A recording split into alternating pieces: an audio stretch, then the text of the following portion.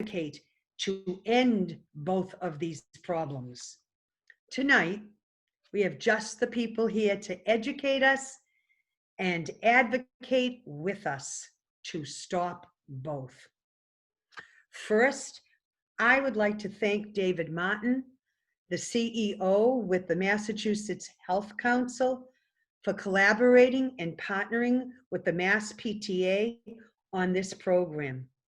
With that said, let us meet and hear from David Martin. David? Hi, Jackie. Hi, everyone. Thanks very much. And we're thrilled to co-host this with the Massachusetts PTAs. You do amazing work every day in our schools and our communities to keep kids healthy and to advocate for children and their education. And we at the Mass Health Council have been very involved in the youth anti-vaping education programs for the last couple of years. I'll say a little bit about the Mass Health Council and some of the programs that we're working on. You can see some of our information on the screen. If you go to our website, you'll get access to a lot of this information. Interestingly, the Massachusetts Health Council actually turns 100 years old this year. This May, just a few days ago, was our 100-year anniversary. The Mass Health Council was founded in response to a pandemic that broke out in Massachusetts in 1920. It was a tuberculosis epidemic, and the Red Cross and the Mass Department of Public Health and the Massachusetts Medical Society and the Nurses Association and several other institutions got together and formed the Massachusetts Health Council in order to respond to that pandemic. And they've been working together with lots of other organizations like the Mass PTA and nursing associations and doctor associations and many, many other health-related professions to work on these big healthcare issues ever since. So this is a really important topic for us. The youth anti-vaping is really important, and then to combine that with the fact, as Dr. Hartman will explain, that there's a connection between the vaping issue and the COVID-19 issue. But let me say one quick word about some of the programs that we have for the Mass Health Council that parents and teachers might be interested in. We have a video contest for kids that we think is really interesting. This time, so your kids can record a video and submit it to us, and we will choose a winner recording a video around mental health and how to maintain good mental health in a stressful environment like a quarantine situation that kids find themselves in, or with classes being canceled and all the uncertainty that comes with being in the midst of this pandemic. But kids are great at being able to express themselves, especially using their phones and their video abilities and TikTok and all the modern technology that they have access to. So go to our website and check that out.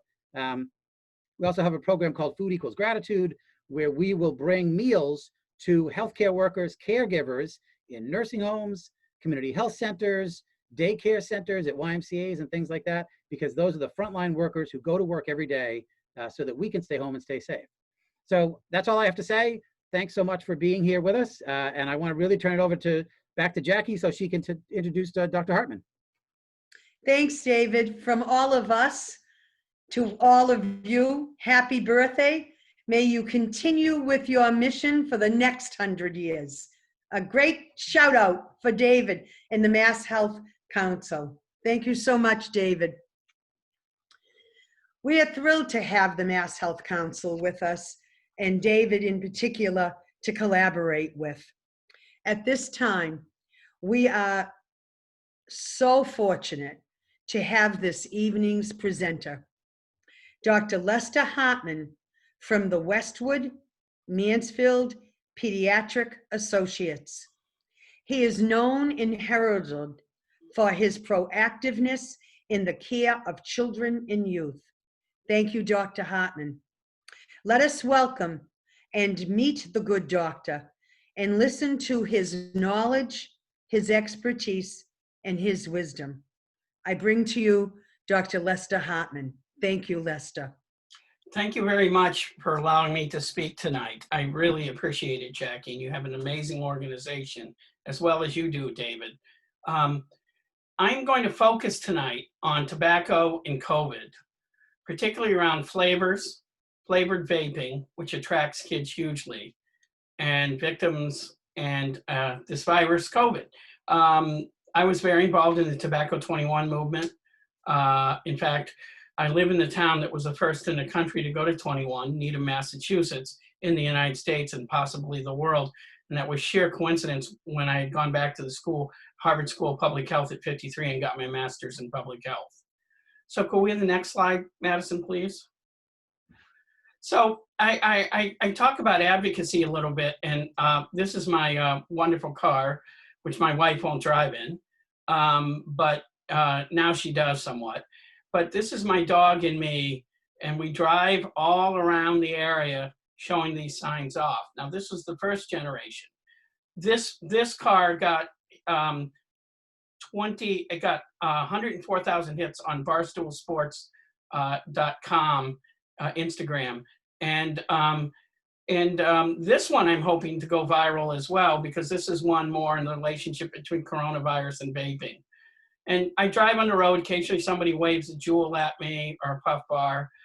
Most people give me a thumbs up if they even notice with it. But this is now that I'm home a little bit more, it's kind of nice to get out and just drive the car with my puppy, who, by the way, is next to me here. Next slide, please. It's not just me alone by any means. This has been a team effort. To your left there is Dr. Jonathan Winikoff, a very well-known public health pediatrician who has written over 100 articles in New England Journal and Pediatrics and JAMA around children and tobacco. The middle person I could not do without is Patrick McKenna. He's the one who does all the graphics for the slides. The next one in the tan suit is Mark Gottlieb. He is the director of the Public Health Advocacy Leadership Institute in Northeastern. He's an attorney, and he's suing, and he sues, has developed lawsuits against Big Tobacco and Big Vape for their false advertising and their false advertising and their flavors with kids. Ironically, I just noticed the tie I'm wearing right now is the same Save the Children's tie that he's wearing there. So I'm the guy on the far right, and Jonathan and I have worked for it together since I left the School of Public Health for six and a half years ago. I've been a pediatrician, if I didn't say 34 years at Westwood Mansfield Pediatrics. Next slide. So I just wanted to start out to get you a little bit upset with the behaviors that in 2015, JUUL had launch parties all over the country, claiming that these were meant to get people off smoking, getting them off cigarettes and onto vape because it's harmless. And of course, do you see anybody of ages that are people trying to get off cigarettes? No. And in fact, this is some of the material that Maura Healey, our wonderful Attorney General, unearthed about the market strategy, which had nothing for getting adults on vape. It was getting kids hooked to these products. Next. And of course, JUUL came out with its device, and it was the genie. It was genie that came out of the bottle and could not be put back. They did this on purpose. We say we're sorry later. We'll do it and then say we're sorry later. And on the Senate hearings, Senator Dick Durbin of Illinois, who has been fighting tobacco for 30 years, really laid into James Monsees, who was one of the inventors of the JUUL device. Next, please. And as I start out here, I show the kids this too. The dangers of JUULing and vaping. Don't let history repeat itself. Of course, Audrey Hepburn died of colon cancer. It was probably related to her cigarette use. And Katy Perry, we don't know what's going to happen, but she has used a JUUL and been paid for doing ads for JUUL, which is really a tragedy. Next. So when I talk to kids, what I like to do is give them something concrete. You know, that in the United States, over 7.5 Gillette stadiums every year people die from tobacco-related diseases. And in the world, by the end of 2020, and this will include vape, I'm sure, though all the research is not 100% out yet. By the end of the 21st century, it's expected that 1 billion people will have died of tobacco-related diseases. I've been to Cambodia. I worked there with landmine victims, particularly kids, years ago. And when I first got there after the Vietnamese left with a group of Vietnam vets, we worked on prosthetic limbs for kids. When I went around Phnom Penh, the city, there was next to nobody smoking. I came back 3 years later, and the Marlboro Man was up. Every street corner had a vendor with huge stacks of cigarettes, and they'd sell them individually or by the pack on the street corners of the vendors. And this is the behavior of tobacco companies all around the world, particularly taking advantage of developing countries with people who have some disposable cash. You don't see this as much in Haiti because people don't have disposable cash, because I've also worked in Haiti before. Next slide, please. So why does age matter? You know, people are saying, and what the key to the philosophy of tobacco and vaping is, the younger we get kids, the more likely we're to hook them. 90% of lifelong smokers or users of nicotine begin before the age of 18. 95% before the age of 21. So next. So think about it this way. You know, what age can somebody rent a car? Well, kids will say 18, they'll say 21, but usually by the time they've had their driver's ed, they know it's 25. Why is it 25? Well, that's what the brain neuroscientists went to the car rental industry and said, why did you do that? And they said, simple, the crash rates don't drop in cars significantly until 25. So the brain neuroscientists said, what are car crashes a measure of? And it came to them, judgment. Where's judgment in the brain? The frontal lobe, which is the seat of judgment. And when they did serial functional MRIs of the brain, guess what they found? It appeared that the frontal lobe fully develops at 25. So when I sit down with a 16-year-old, I say to them, you're getting behind the wheel of a car, you're a sensation-seeking, impulsive creature. In other words, you're going to do stupid things. And then I ask them, do your parents ever ask you, why do you do that? And a lot of them say, oh yeah, all the time. Well, I said, because you're impulsive. And until they stop saying, why did you do that? That's your behavior, impulsive. And I tried to warn them about distracted driving, showing off to friends, and things like that when they're driving. Next slide, please. So an interesting point that was made about the gateway theory, particularly with nicotine and cocaine, some research that came out of Mass General showed that if a person was a smoker, they have a 3 to 4-fold greater chance of becoming a cocaine addict.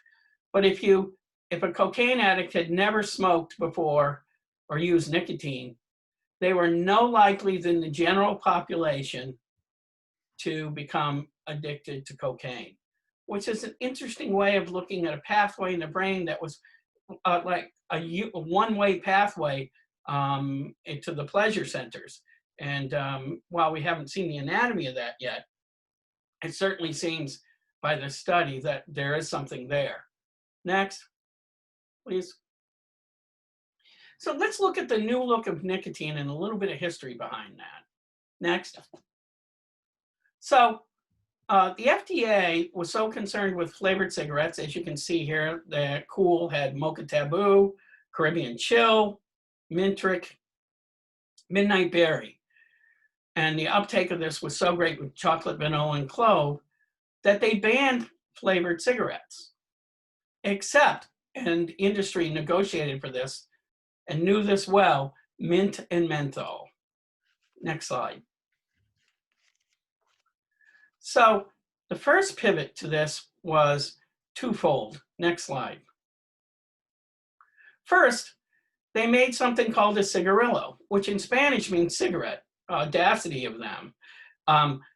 Legal definition of a cigarette, rather, they figured out through, the regulations, and they made the cigarillo a little heavier and a little longer and put wallboard or gypsum in it. And then flavored it. Mango was a very common flavor at the time. And 2 for 99 cents. What a deal. And these cigarillos were not meant to be puffed on like cigars. They're meant to be inhaled. And they were. And this was a huge nuisance. And kids picked this up. Not as much as the next device, but they definitely was always in the convenience stores all over when I started looking in 2012. Next. I forgot to mention, by the time I was done with the vaping, the Tobacco 21 campaign, I had been to 180 Board of Health meetings over 6.5 years myself, talking about this. So here's mint and menthol, and in cigarettes and in JUUL vape products, flavors, both times when flavors were removed and JUUL said, oh, we'll be good, we'll remove our flavors. The legal definition, for some reason, for mint and menthol is they weren't flavors, so they were excluded. And interestingly enough, on average, a mentholated tobacco user delays quitting by 20% longer than non-mentholated cigarette users. And it's interesting, they found that when you reduce the menthol in tobacco products, they're more likely to quit as that level goes down, just like nicotine. So the nicotine and the menthol probably work synergistically with each other as well. Next, please.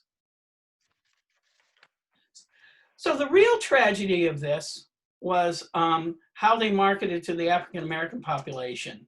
For example, in Dorchester. And there are videos of 8, 9, and 10-year-olds being handed out cigarettes from vans that, the back had a counter on it, and it was like a little bit like an ice cream truck. Like we're seeing with pot these days going around as well. It looks like ice cream trucks, very colorful. And one person I had the honor of meeting was Dr. Philip Gardner, an epidemiologist at University of California.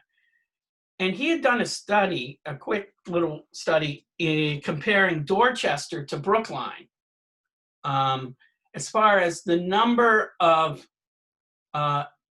advertisings on the front window of in the Black community in Dorchester compared to Brookline. And when they counted the number up, and then they did it proportionately based on the number of convenience stores there were, the advertising for mentholated cigarettes was 4-fold greater in the Black African-American community than in the white Brookline community. So if that isn't target marketing, I don't know what is. So next slide. So then becomes the second pivot when the FDA started getting nervous about cigarillos. And this created a lot of confusion for the FDA, and they were very slow to act, unfortunately. Next slide. So the classic one was the JUUL. They didn't know how to regulate this at the beginning because they couldn't call it a cigarette because there wasn't a legal definition. So, and they weren't sure, how to regulate the ingredients yet. So JUUL had about a 2 or 3 year window opened where they violated that they were supposed to submit safety data to the FDA. One thing just quickly that's sad right now is the present administration has allowed them this September, it was supposed to be May, but because of everything that's happened, this September to submit safety data about these products. As you can see, this is a JUUL pod, and one pack of cigarettes contains 20. One JUUL contains 20 cigarettes worth of nicotine in it. And, people can inhale this, over 3 or 4 days, or some people will do this within an hour. Those people have to have a very high tolerance to nicotine, but because they could get sick. But this is what kids would do. Next slide. So it's no coincidence that JUUL modeled itself after Apple for 2 reasons. One, it was very enticing, this tight white packaging that kids like, and that looked similar to Apple. And 2, JUUL was originally a master's thesis for Adam Bowen and James Monsees at Stanford University, where they created the JUUL product. Next. And then there's been the development of 15,000 vaping flavors. These flavors are juices you can put in. I'll show you a little bit more. They're not necessarily pod-based, but they can be put in certain kinds of tank devices that are very easy to load as well. So my favorite was crunchy French toast. It smelled so good. I'd love to pour it on my French toast, but the problem with it is 2 teaspoons would kill me. A 1/4 teaspoon killed a kid, a 2-year-old in Port Plains, New York. And finally, the federal government put legislation out that all these products had to have child protector caps. Why these industries didn't do it themselves, I don't know. Next, please. So JUUL was the #1 choice, and it went as high as controlled 80% of the markets. In some schools, almost 80% of the seniors had used a JUUL before, and on the average in the YRBS studies, as much as 25% of the kids were regular users. In other words, they were probably hooked on nicotine at this point. Thank you, JUUL. Next. So kids always seem a little bit confused to me that it's cool to take a flavor and inhale it in your lungs. I wish we'd start basic science. 2 things we should do beginning in kindergarten. Foods go in the stomach, mango. Flavors do not go into the lungs. Just like we should show kids that have a brain in every classroom, a picture of a brain in every classroom. And while we talk about health, exercise, and gym, we need to talk about brain health starting at kindergarten. I strongly feel that way. Next slide. So I just want to show you some deceptive, a paper done in the New England, that was put in the New England Journal, comparing a randomized trial of e-cigarettes versus nicotine replacement therapy. E-cigarettes, their conclusion was where e-cigarettes were 2.5 times more effective for smoking cessation than nicotine replacement therapy, NRT, which are the gums, the patches, when the products were accompanied by behavioral support. So next slide. So there were 2 arms of the study. Those who were using NRTs and those that were using e-cigarettes. What was amazing here was when I looked at this study, I said, I couldn't believe that the people who developed this didn't look at it that closely.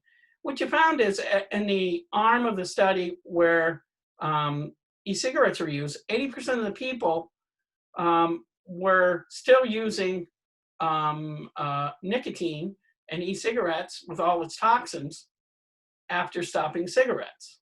So there's this false likelihood that they think this was safer. We don't have any proof of that. And in fact, it may be even worse given what we've had with these EVALI lungs before COVID started. So, this has been confirmed because I had talked to a pulmonologist about it as well. The tricky word abstain, from cigarettes, but they don't abstain from nicotine. So when you take this equation and you make the goal abstaining from cigarettes and nicotine replacement therapy is 2.5 times better at getting people off cigarettes, getting people off all nicotine products than e-cigarettes. Next slide. And remember this, the maximum limit for nicotine was 20 milligrams per milliliter, which is roughly equivalent to what's inside one pod, okay?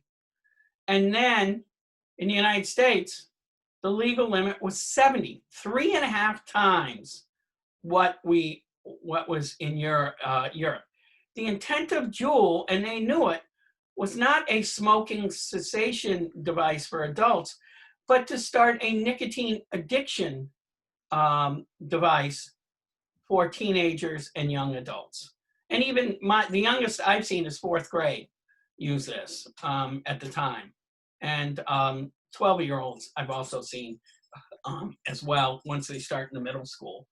Next slide. So interesting, at the very beginning of this, I'd just like to show you here, Massachusetts was the 8th worst state in the country. And in addition to that, kids vaped at 8-fold the rate of adults than too. For some reason, we were a very high state with this. And while there's 2 southern states here, and Hawaii and Colorado were a bit amazing to me with this, but Colorado was in part, we think, because of people vaping marijuana as well. Next slide. So, you know, the view was nicotine is clean, it's just like caffeine. So kids had this sense that nicotine is harmless. Well, nicotine is a highly, highly addictive substance. The teen brain is thirsty for nicotine. There are some kids that a half a pod will addict them permanently with this. That's how potent this is. And that's the full intent of what people are doing. It raises your heart rate and blood pressure while you're using it. And we don't know what that really means long-term. E-cigarettes have been found to double your risk of heart attacks as well at this point. And then again, about rewiring of the brain and affecting the executive function of kids around organization and judgment. The next one was particularly sad for me and has been. What they found was in the liver, nicotine can get converted to niconitrosamine. And this has been shown to be involved in the development of cancer, particularly bladder cancer. My wife lived with her father, who was a 3-pack-a-day smoker for all her life. And unfortunately, secondhand smoke is well known to cause bladder cancer. My wife's a deacon in the Episcopal Church, an ordained deacon, and she was heading to Haiti because we had a clinic in Haiti that we worked at. She'd gotten kidney stones and had to have them removed about 4 years ago. And while they were scoping her, and they did what's called a cystoscopy, and they were going to take the stones out because she didn't want to have the stones in when she was in Haiti, they discovered bladder cancer. And while she's not being treated yet, she's being watched very closely, being scoped 2-3 times a year now to make sure that this isn't progressed. But this is the rest of her life she's going to have to be. So secondhand smoke, and I'm concerned about secondhand vape causing this problem as well. A study that was done by the Institute of Medicine for the Department of Defense found that nicotine causes short temporary episodes of night blindness. And, you know, soldiers tend to smoke 33% of the military smokes versus 19% of the civilian population. And, you know, I'd hate to have my commanding officer, you know, puffing on a cigarette just before going into battle. And then, you know, their adjustment of their eyes is off by 2 seconds and we all get shot because he or she did not see it. Then finally, also, they found bacterial toxins in contaminated JUUL pods because when they were short on the mint and menthol, when they voluntarily, quote unquote, got rid of, you know, pineapple and things like that, they rushed through making the other pods, and it turns out they were contaminated. Quite a few, 10 million pods, and many of them were contaminated. Next slide. So, you know, it's not just nicotine and water in any of these products, and we'll talk about the products that have replaced JUUL as well. They all pretty much contain the same thing. The concentration of nicotine has actually gotten higher than what JUUL gives, believe it or not. And the chemicals in this are all, when either standing by themselves or heated or combusted, because, you know, the theory behind vaping is, oh, it doesn't give the toxin because it doesn't burn, it vaporizes the liquid. It actually aerosolizes it.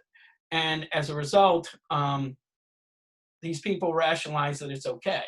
Well, glycerol, when it's heated enough, goes to acrolein aldehydes, and those contribute, like other aldehydes, and diacetyl is number 2 under flavors. They both contribute to popcorn lung disease, which I'll show you a little later and how it looks. There's also heavy metals in this, chromium and nickel in the coils. Micro amounts of that over time will build up, and these are both known to cause lung cancer, as well as strokes and heart disease as well, because metals in pollution inhaled prone you to strokes and heart disease as well. Then the classic one is propylene glycol. I used to go to vape shops and talk to who I call the dudes about it and ask them questions, acquaint myself with the products. One day I forgot, I parked my car right in front of, as you can see my car, right in front of the place, and the guy walked out for a minute with his dog and just started yelled back, so, hey, this is somebody's car in front of our place. I finally had to admit I was a pediatrician going undercover, quote unquote. So propylene glycol goes to formaldehyde, which can cause lung cancer. And I tell kids it's embalming fluid as well. Now, vegetable oil, there have been signs of what we call lipoid pneumonia, oil pneumonias in the lungs when you take biopsies of these kids' lungs and you see oil droplets in the alveolar sac and the microscopic alveolar sac. And then there's natural oils. Who the heck knows what a natural oil is in your lungs? Just like vegetable oil in your lungs. And finally, JUUL started their patented product. And this, not only was it the concentration of nicotine salts that were the issues, it was the benzoic acid that combined to make the nicotine salt. So what would happen, and what kids would tell me they would do when they inhaled JUUL, the reason they kept doing it is they got some really good head rushes. And that head rush made them want to do it more and more. And after a while, you know, you're running out of dopamine in your pleasure centers. So you have to take more and more JUUL to get what they call that nice buzz that they get with it. And I had a number of kids hooked and addicted in my practice, as I still do today. Next slide. So, you know, we talked about the marijuana epidemic, and of course, they tried in the press to convince kids that, you know, vitamin E acetate was just not in the 20% of people who suffered lung damage from vaping, but it was in the marijuana that had vitamin E acetate in it. Well, we discovered the South Korean Health Department tested JUUL and another famous group company, and they showed that it contained vitamin E acetate as well. And 20% of the people who came down with various serious lung disease had claimed that they had never used marijuana before. So one could conclude it was the vitamin E acetate that may have been in their JUUL pods as well. Next, please. So these are the two types. I don't know if you see tank devices. These are the ones that make the huge billowy clouds. You're standing behind somebody, and it sounds like, it smells like a Johnson & Johnson, one of those plug-in aerosols. And it was less popular because it's a lot more complicated to use, And there's some devices that you have to figure out the ohms to how much you want to get, the size of the particle, and make all these selections. Plus, it irritated your throat a little more. What JUUL discovered with the benzoic acid, it made it a smooth hit to the back of the throat. It made less vapor, so kids could do this in class. And you can get vape fashion, by the way, if you want. You can get JUUL pod earrings. You can get things with a pocket in the front of your, up by your chin, so that in class you just put that your face in it and blow your smoke in that and close it up, and the teacher can't see you. The size of these things, and I'll show you these, are this big and this big. Let me come down with that. And it fits in my hand like that. All right. So this is easily concealable from a teacher as well. And, you know, vaping in the bathroom was and still in some areas, very common. Next. All right. These were bronchoscopes of healthy vapor airways. And then what would happen, this airway, when people started using vape products or smoking. And you can see the non-smokers got this whitish pink, healthy looking lungs. The vapor looks like an angry red. And we haven't had vape long enough to see the chronic changes like scarring and fibrosis with it that we see with smoking. And I'm confident that we're going to see that with the mucus as well. Next slide. So I showed this slide to kids. It kind of grosses them out. And my apologies if you need to look away yourselves. I wanted to run through what the effects of tobacco and nicotine are. The first slide was a hemorrhagic stroke that people have gotten. And of course, obviously this person didn't live. To the left, the middle, it's well known that nicotine is a teratogen, which can cause birth defects. And fortunately, this child was repaired. And but this is one of the consequences of smoking during pregnancy. And then the vape tongue, which kids frankly find one of the grossest things. Then a child, there's the Surgeon General said there may be an association. It's not clear yet to a club foot. Well, I have a club foot. My mother smoked during my pregnancy. I had 5 operations by the time I was 15. And I have screws and staples in my foot because of complications from losing my Achilles tendon to infection. The upper right-hand side here is the popcorn lung that you see that kind of looks like popcorn as well. And then the beefy red material there is the heart, cross-section of a heart, or a sagittal section of the heart, sorry. And it shows the white part on the upper left hand was a heart attack that a person died from as a smoker. So, and FYI, a club foot, made a huge difference in my life. I was never able to play sports. Well, I did play, but I was usually picked last. And in those days, and nowadays I'm proud to say it differently, in those days, girls were picked before me. And now I would be proud that both my daughters would be picked before me. So next. So this leaves a lot of questions for what's vape going to do in the future? How's the long-term effects? We really don't know. But it doesn't look very good. And we'll get into a little bit more detail about how it affects genes. Next. Dr. Hartman? Yes. We do have some questions. Shoot. For you. Shoot. So Wendy, we have a question from Wendy asking regarding vaping. Is the harm in the effects of the vapor in the lungs or the ingredients themselves, or both? We think both. We think both are causing damage. Nicotine in and of itself, and definitely the flavors too, because there have been biopsies. And there have been people with allergic reactions in their lungs to the chemicals that have been in vape and have been intubated as well and put on a ventilator, like we unfortunately know well with COVID now. Susan's asking, what are the parents' role in this epidemic? Well, as we said before, advocacy and education, I think, are two key things, and monitoring.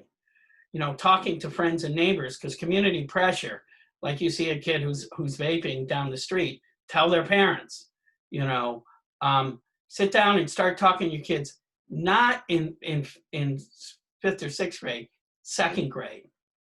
Show them pictures and tell them this is poison. Because just like McDonald's was able to tell them about the golden arches, I know 3rd and 4th graders, often many of them knew what a JUUL was. Not so much right now, but many of them knew what a JUUL was a few years ago when I pulled it out and showed them. So early education is very important. Yes, forbidden fruit, you worry about kids experimenting, but I think that the education to start out that this is poison and keep embedding that in head and keep the message very simple. Advocacy work will come is at several levels, through PTAs, through boards of health locally about what you haven't done. Massachusetts has done a great job with tobacco 21 and with flavor banning, including menthol. Our major problem is people, one part is the internet, but Maura Healey has worked hard on that, but it's still not perfect, trying to stop the flow there by suing these companies. The other thing is New Hampshire. I went up to Evolved Vape in the Pheasant Lane Mall and bought a whole bunch of these disposable JUULs, and I'll tell you a little bit about these, that have replaced disposable puff bars that have replaced JUUL. So you know, being aware, you know, if you you smell something in the house that may have a really pleasant smell, that in fact, this may be your kid vaping. Kids, when they come down off their nicotine, will become very moody sometimes as well. You won't smell tobacco smell on them. You'll smell, you know, some beautiful, you know, nice flavor like mango or peach ice and or cool mint as well. So these are just some of the products as well. So on the local level, working through your boards of health, which really don't have a lot to do just yet. At the state level is trying to help the Department of Public Health fund their tobacco control program with a lot more money. When the tobacco settlement was available, started years ago, Massachusetts tobacco control program got $50 million. Today, it only gets $3.5 to $4 million per year. So they're struggling along, trying to do their job, and enforcement is the absolute key. And if people can advocate, talk to your reps, talk to your senators for this, to increase the funding for the tobacco control program. In addition, keep your ears out for things that tobacco-free kids or tobacco-free mass send out, because there will be hearings sometimes to go to as the tobacco industry tries to subvert us with what we've done as far as the regulations we have. And also, I think on the national level, your senators and congresspeople are people to write about, you know, the House passed a flavor ban bill.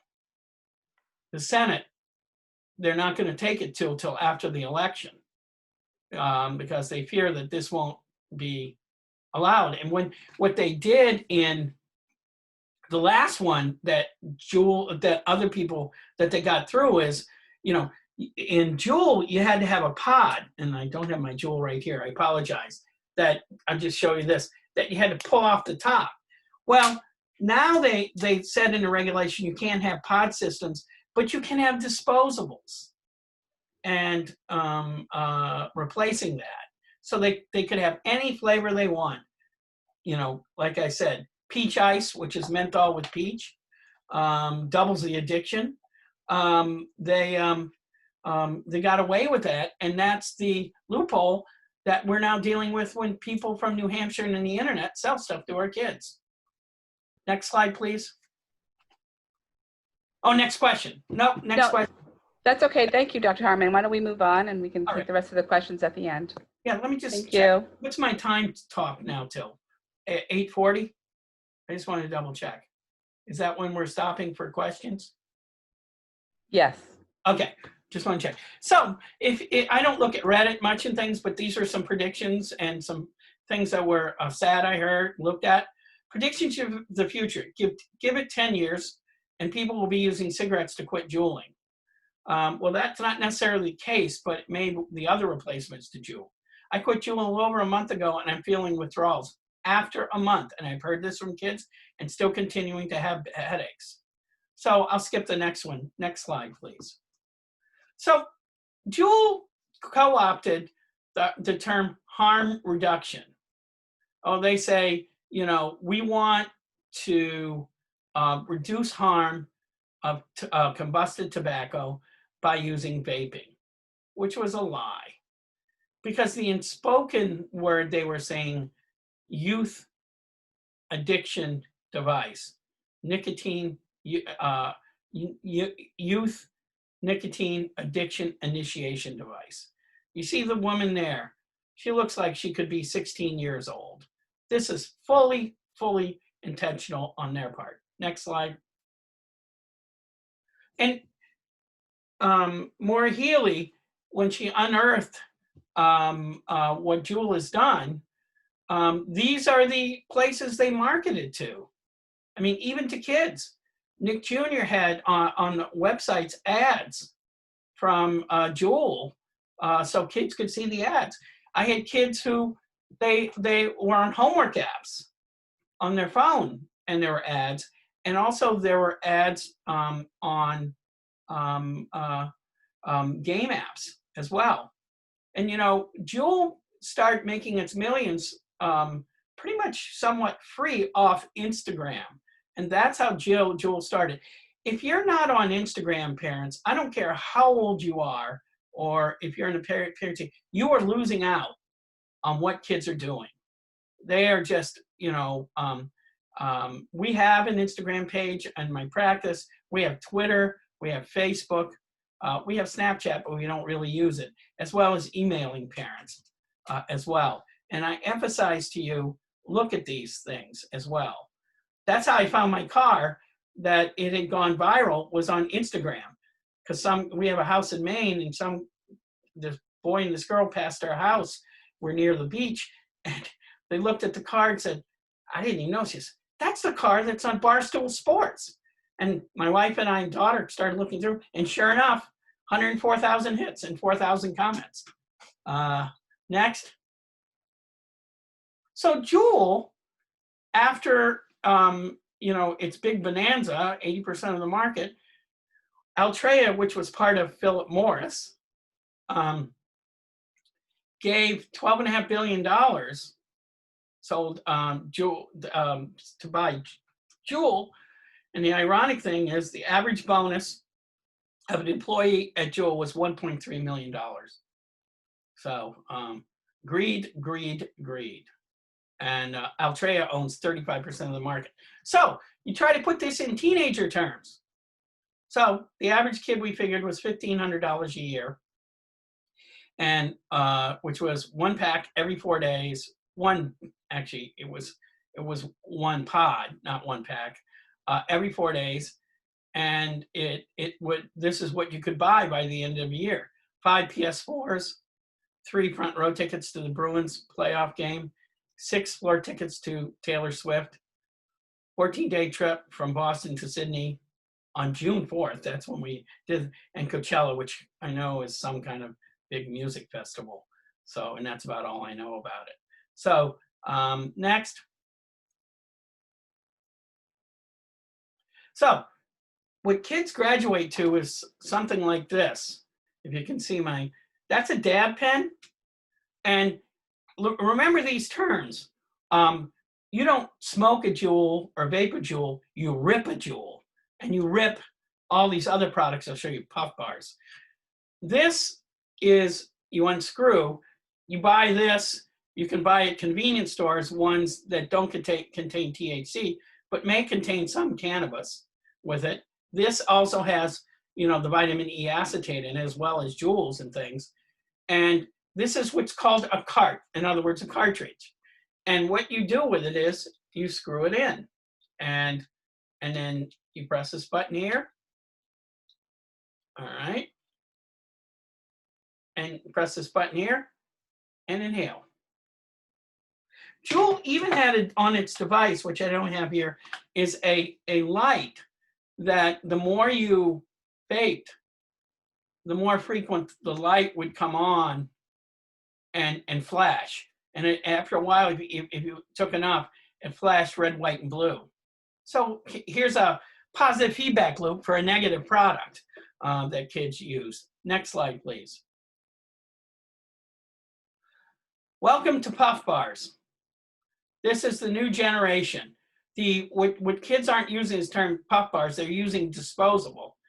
And the market has blown up. Again, New Hampshire has no laws in this yet. And I've tried to write the governor because it's the worst place. Rhode Island has shut it down. New York has shut it down. New Jersey has shut it down.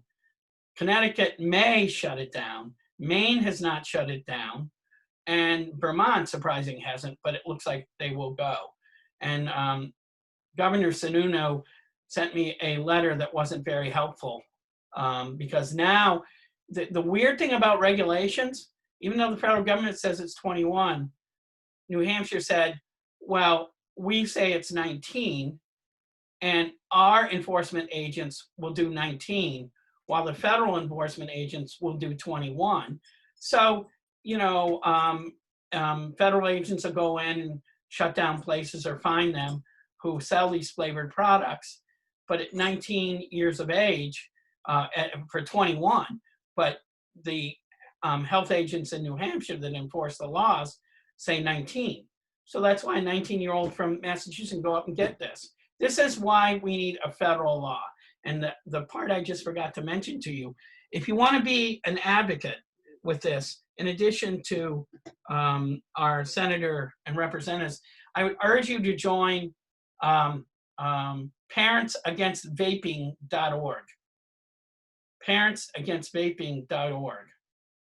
Dr. Winikoff, my associate in this, was sitting next to the woman whose two kids had related the story how her two kids were talked to. Somehow the school allowed JUUL to go in, who told them that, you know, this is not good for you at this young, but it's safe, giving very mixed messages to this. And they gave a Native American tribe $600,000 for their teaching program to get kids off cigarettes. So this is how deceptive and diabolical these people are as well. So, and I have, as I said, I have an array here of the types that are used. Now, let me see, next slide, please. Next slide. Okay, let me just quickly say this. This is a device here that has a chamber that you load with nicotine e-juice. This is very concealable. This is called a Sorn Air, and you just inhale it like that. This is called a Novo, not to be confused with Novo Nordisk, but this is one that has 2 mLs in it, and all you do is breathe, suck this in, put it in your pocket, nobody knows. This is intentional to deceive us. Now, going around now, what you're starting to see are themes in the tobacco world around, you know, being shut in and you're relating to being bored and being annoyed by parents. So this is a new product that Philip Morris has put out, claimed to have spent $60 billion or $8 billion in development. And these are called, it's called Heat Not Burn. It's called IQOS, IQOS. And what it is it's a mini cigarette that is safer than cigarettes, even though it has 40 volatile organic compounds, which when I looked at them last I knew, those weren't healthy. And you stick it in here and it heats up to 360 degrees Celsius, but it doesn't quote unquote burn. And as you can see here, what this would do is they were trying to get around the regs that use the term, no combustible, flavored combustible tobacco. So what they say, we're not a combustible tobacco. We are a heat not burn product. And if you see on the right-hand side there, the yellow, turquoise, and amber, these are all levels of menthol flavors. So they're picking, small, medium, larger in a flavor, light, medium, and heavy. So that's used, very commonly used in other countries. And in Atlanta, they just built their first IQOS store that looks like, an Apple store, and Richmond as well. So you can imagine why IQOS did Atlanta. It has the most populated city for African Americans, because it was intentional they were targeting African Americans with this. Next slide. So here you see JUUL launch parties. Okay, this was 2015. So when I discovered about IQOS, and I think it was late 2018, I just went online and put in IQOS launch parties. Okay, next. Voila.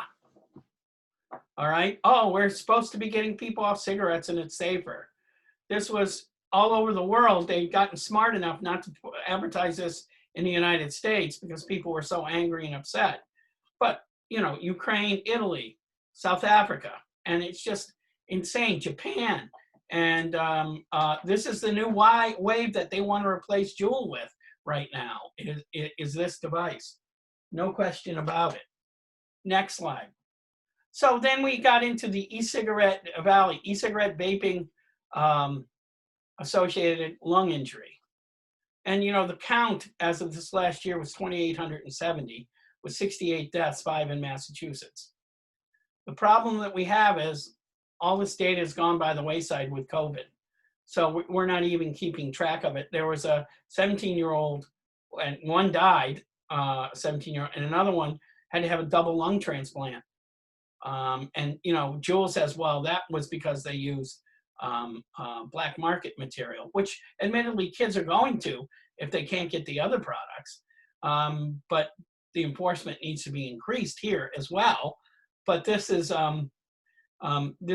where the kid's lungs were so damaged he had to have a bilateral lung transplant. Next slide. So here's a huge concern by pulmonologists and general pediatricians. Kids who are exposed to heavy metals, it damages their brain and limits their development. In adults, it can cause stroke and heart disease, and probably affects the brain in some ways as well. So the two ways kids get vape into themselves, which has, remember I said, nickel and chromium in it. One is by secondhand smoke, secondhand vape, and the other is, in a sense, third-hand ingestion. Because when you blow out those clouds and you feel that vegetable oil on the surface, that's on furniture, that's on the floor, that's on tables, if people do it inside the house. So kids, when they crawl or they sit on a table, they put their hands in their mouths, and voila, they're ingesting micro amounts of toxic metals, which over time accumulate in their brain and may, just like lead, seriously affect their development. Next slide. So approved quitting programs, there's one that's still around, it's called Ditch JUUL. And another group that will have things like this, like becomeanx.org or makingsmokyhistory.org, which is a Massachusetts outfit. But keep in mind that the thing is if your kid is using some of these products and you suspect it, just and they're difficult to confront, or you're too concerned to confront them, which I hope you don't. But if you are concerned about trying to confront them, just put it on their desk or something, the website to want to quit from this. Truth Initiative has a great website. Tobacco Free Kids does as well. So these are options, and kids use digital things. And I joined up, and I got an text every day from a teenager, I think it was, who's being monitored to send out about positive ideas about how to quit for just that day. And I think this can be very helpful to kids, but they still need help in several ways. Parental support. We don't have any guidelines, even now, around nicotine reduction, weaning off, rather, e-cigarettes and JUULs, particularly JUULs, because the concentrations are so high. We don't even know if the patches work, but we do use patches and gum and inhalers and lozenges as well to attempt to get kids off nicotine as well. Next slide. And then JUUL comes back, which I hope it doesn't. JUUL will likely not accept the blame for any of the recent problems with lungs. They will continue to blame incidents of tainted third-party street pods. The problem with this, a lawyer friend of me told me, and this is misspelled, it's heroin. It's like saying, oh, we got a bad batch of heroin. I mean, there's no good batch of heroin either. And then JUUL made the gun and kids bought the bullets, which are the pods, which are theirs too. So they're unequivocally responsible. But now all the spinoffs that are making quick money now, because JUUL is pretty much off the market except in tobacco flavor. In Massachusetts, you can't do mint or menthol. So that's all they get right now. Kids are not really using it as much. Next. So we'll go into COVID right now. And I wanted to show you, if you go into the Maura Healey's website, Attorney General's website, this is a really nice poster to hang up around school on smoking and vaping and, putting kids at high risk for lung damage with COVID and everything. So just as an FYI, it's very colorful, very nice. They took what we had written up in a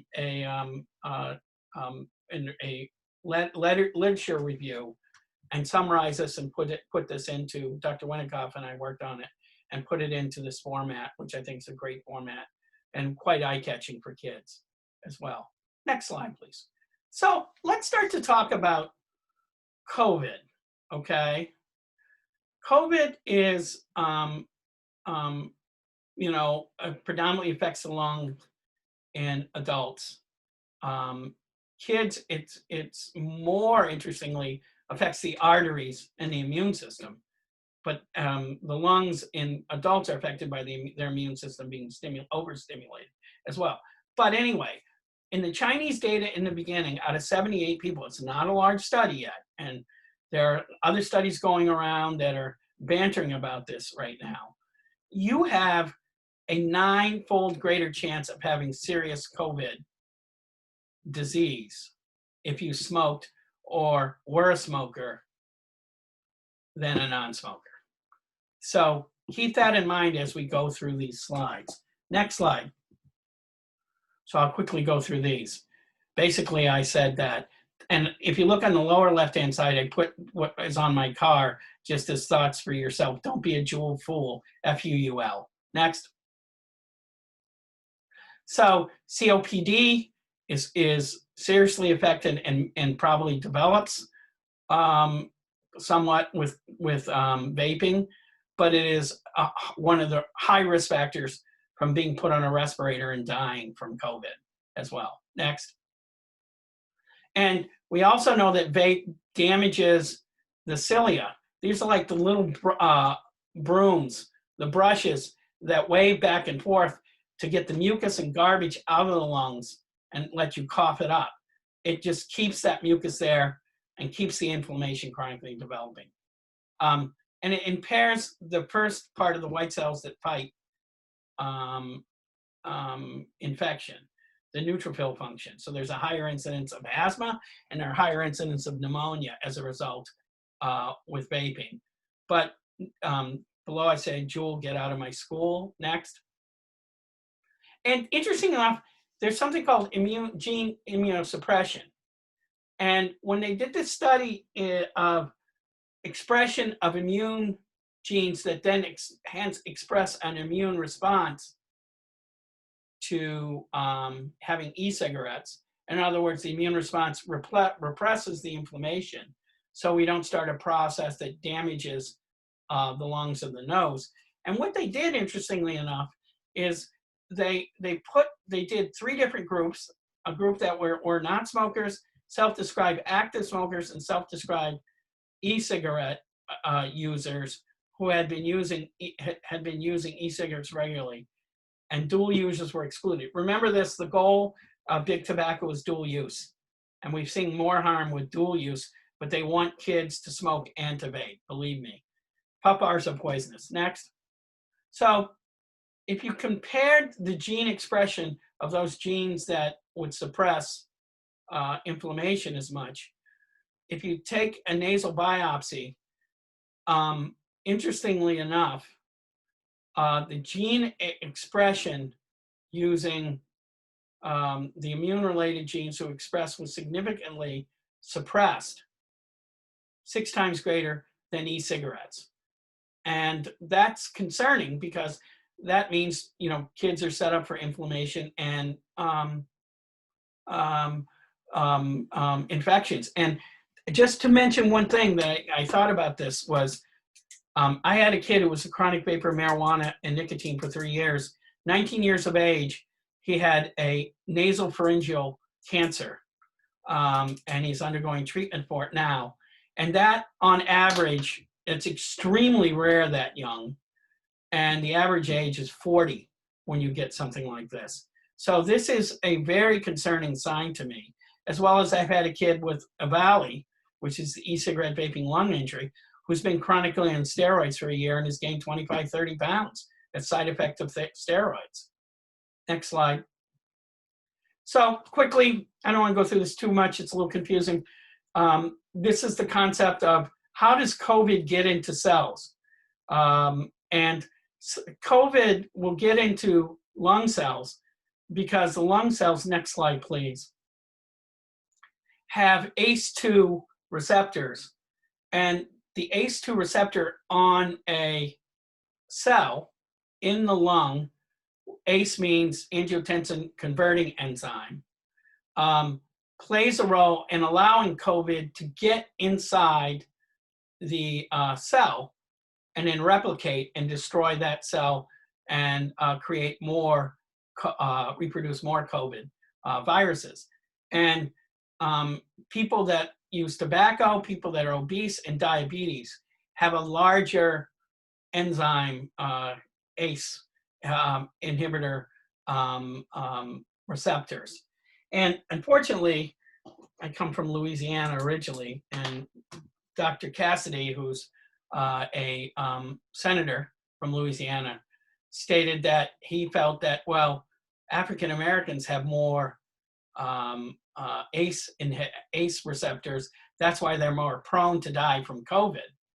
Well, let's step back and say, when you look at this more closely, it's probably more due to the higher incidence of diabetes and obesity because we make junk food so cheap with farm subsidies that these people were diabetics and obesity. They're prone to with this. If you were to take this not by race, by socioeconomics, like with hypertension, because they say blacks have much higher hypertension, but if you say all the people that made $30,000 a year, black or white, what was their incidence of hypertension? Interestingly enough, the differences go away. So poverty does make a difference since more African Americans proportionately are in poverty than white Americans. And none more is that true. Louisiana, 70% of the deaths in Louisiana were African Americans in Louisiana. Next slide. So flavor agents, smoking, menthol, cigarettes causes more severe lung damage as compared to non-mentholated. Cinnamaldehyde is one that's used. And in fact, when they put it in a culture plate, it dissolved the plastic and went through the culture plate as well. So what we start to wonder about is, short term, we haven't seen as much. Long term, we're very concerned because this is a summation of what I call inflammation. The flavors inflame the airways, COVID inflames the airways. Those two things together can't be good. Next slide. So this is the other interesting thing. I was reading this famous cardiovascular surgeon from Greece who the big tobacco and big vape like to cite all the time. But what they don't talk about is, we talk about the intestinal microbiome and everybody's buying their probiotics and everything with this. Well, what we don't talk about is the lungs have microbiome too. We're not going to inhale probiotics. Please don't do that. Lactobacillus lucidus is one of those kind of more benign bacteria that probably have some kind of homeostasis with the lungs and do not cause, if you see the air goes down to the green, does not cause any inflammation. And it increases what's called IL-2, interleukin 10 rather, and that doesn't cause inflammation at all. Whereas the bugs that are common, that people get as they get older or they smoke more is strep pneumonia, which is streptococcus, most common cause of pneumonias, bacterial pneumonias, and Pseudomonas. Those pass through and they cause inflammation. And I'm sure you're hearing, about treating the inflammation in COVID with various things like there are drugs like some people, Humira and things like this. People are wondering if these kind of things will help with it, and remdesivir as well. And if you look at this, there's two IL-1 and IL-6 in there. Those are what you call pro-inflammatory interleukins, and they're part of the cytokine storm that gets released up to 10 days after somebody has COVID. They're getting better and then they get worse again. Next slide. So here's the problems. Smokers are likely to cough more. So in the asymptomatic phase, it's pretty dangerous because they have COVID in their sputum and they're coughing all over everybody. In addition to sharing things, it's very common for teenagers to share vapes among each other in a party as well. Next. And there are multiple papers that are now showing more and more definitively that smoking makes COVID more severe and makes more progressive disease, as you can see by these studies in the populations. Next. And we have some data already about how MERS, the camel, I call it the camel virus, crossed over into humans that were in the Middle East area that caused death. And there's a huge association between smokers and serious lung disease with MERS, and as well with SARS also. Next. And stay tuned. There's more to develop as well. Thank you. And I'm happy to answer any of your questions there. If people have some ideas they want about briefly, I think we have 6 minutes. I'm sorry I went over. I can talk briefly about pediatric COVID. I don't talk about policy like schools, camps, because I can't speculate on that. That's all the websites and daycares and visiting grandparents. Those all are on the DPH website and the governor's website that you can get that information. Thank you. Dr. Hartman, we do have time for a few questions. Okay. There were several questions regarding access to products and how kids are still getting these products. Well, I think, again, New Hampshire, a 19-year-old goes up and buys a bunch and then sells it. And then kids sell it in high schools. They get it from this 19-year-old. The other way is illegal Chinese websites. I'm fortunate enough to have teenagers that will talk to me. And there's a website I already sent the Attorney General that puts these products, calls them puff bars. And, puff bars are about, $6.99 a piece, which is a lot cheaper than $11 for a pack of cigarettes. And these products are as low as $1.99. So, and obviously none of this is regulated. So there may be some toxins in that. So the internet is still being violated to a point with this. That's why we need federal laws. That's where we all need to focus. Massachusetts has done a great job, way ahead of the rest of the country. Minnesota became the 23rd state, I believe, to go to 21. But flavors has only been in about 6 to 8 states so far. And not all of them excluded mint and menthol. So we're very fortunate to be in the state we have as some of the leading public health people. Next, yes, please. How about, how did we go from cigarillos to JUUL? JUUL put it on the market without FDA approval. The FDA didn't know how to handle it because they first couldn't call it a cigarette, and they couldn't classify it. And by the time they got their act together, it was all in the market and all over the place. And the cat got out of the bag. And that was in about, you had the tank devices begin, I don't know, 2014. And JUUL came aboard and made it much more simpler for younger kids, 2017. And the market took off. I'd never seen anything addict kids so rapidly and kids to take up as a product as JUUL did. Next question. Aside from this informative PowerPoint presentation, can you recommend other resources for educators to share with their students and parents? Truth Initiative, got tons of stuff. Tobacco-Free Kids, Tobacco-Free Mass, and DPH, Massachusetts Department of Public Health. These slides, Jackie, I don't want to say, overwhelmed. Anybody wants my slides, you can take them, okay? If people want the slides that I've made with Patrick, they're yours. People across the country, you want to take this? No more joy would it be for me to start states moving on this that have yet to. Well, thank you. That was one of the questions. So, as the social acceptability of smoking cigarettes has declined over the years, are there any lessons we can take away from that public affairs campaign to apply to this new form of smoking? I think there's sometimes stronger advertising if the funding is there. One of the most effective ads with kids was when, they had the woman who had a trach, and she says, "This is what I do every night when I go to bed."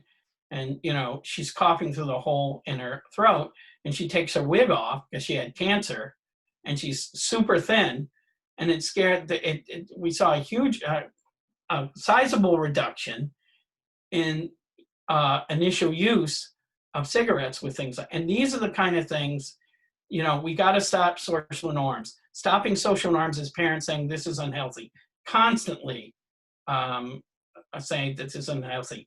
And if I could have a cadre of 20 cars with all the stickers I have on it, I would hire people to drive around the state and around the country, because none gets more attention than that car. And like I say, my wife doesn't like attention, so she will come into the car every once in a while. I don't care about me being famous. I love the fact my car has become famous, because now people know and hear the truth about these products.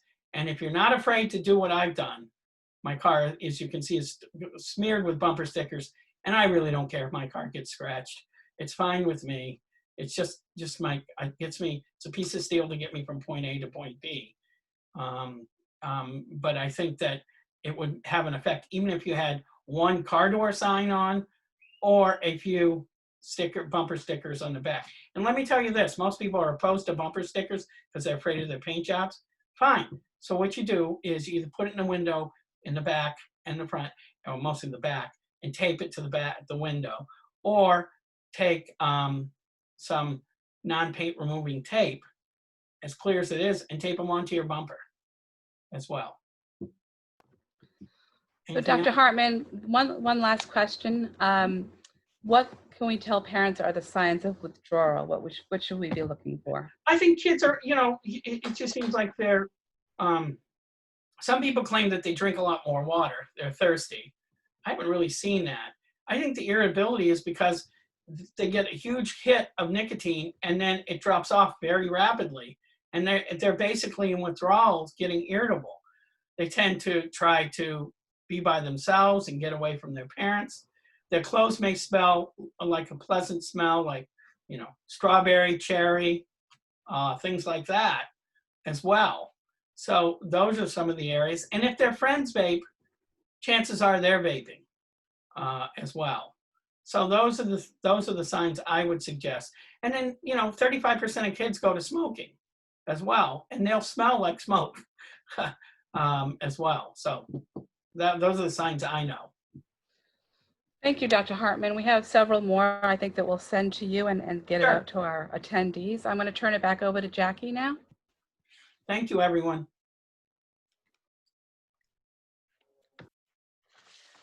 Well, next, please, Madison. That's next slide. Well, that certainly was terrific and very informative. And I know that we're a little bit over time and we have about another half dozen questions, but I really, really feel that it's necessary that we give a huge thank you to Dr. Hartman. He has given so much to us tonight and hopefully in the future. A real thank you to David Martin. Your advice and collaboration over this has been priceless. Thank you to all of the attendees across the Commonwealth and the nation, to our parents, our educators, school nurses, doctors, and engaged community people. Just all together, thank you. Finally, I really want to give a big bravo and real shout out to the team that put this production together. Thank you, thank you. And now several of you have asked about, we want more. How do we get in contact with these people? Well, right here is the slide, and you see it on your screen. If you have additional questions and/or want our contact information, please see our emails and our websites. We look forward to hearing from you. Recordings of this webinar will be available very soon on Massachusetts Health Council website, on Dr. Hartman's website, and also on the Mass PTA's website. You can always get in touch with me at health@masspta.org. My telephone number is there, and the Mass PTA website is there. If you have further questions that you would like answered, you can be sure. After meeting and listening to him for over an hour, Dr. Lester is right there, shoulder to shoulder with us to fight this battle. Once more, thank you to all. My last message is stay healthy, stay safe, and stay strong. Thank you and good evening to everyone.